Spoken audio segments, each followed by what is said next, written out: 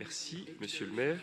Les marchés sont bien plus que de simples lieux de commerce. Ils sont l'âme de nos quartiers, ils font partie de l'identité parisienne, de ce patrimoine vivant qui rythme la vie de nos arrondissements depuis des générations. Avec ses 74 marchés découverts alimentaires, ces marchés couverts et spécialisés, Paris dispose d'un réseau exceptionnel.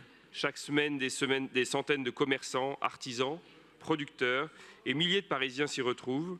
Les marchés sont des lieux de rencontre, d'échange et de convivialité.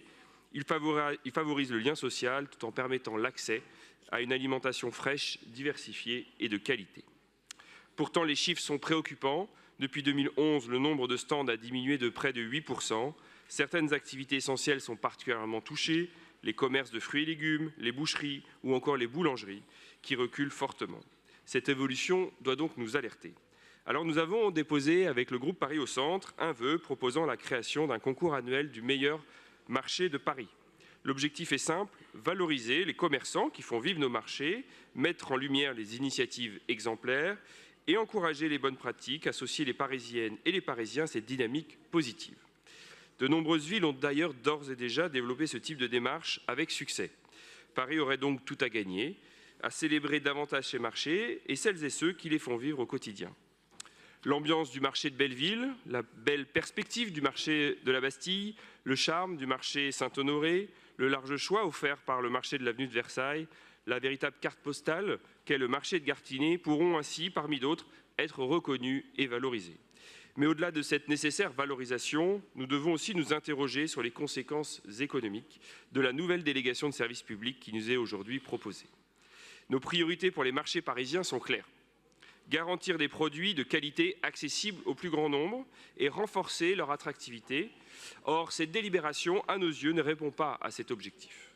D'abord, elle prévoit une augmentation automatique des droits de place de 3,8% par an à partir de 2027. Une telle hausse sera inévitablement répercutée sur les commerçants, puis sur les consommateurs.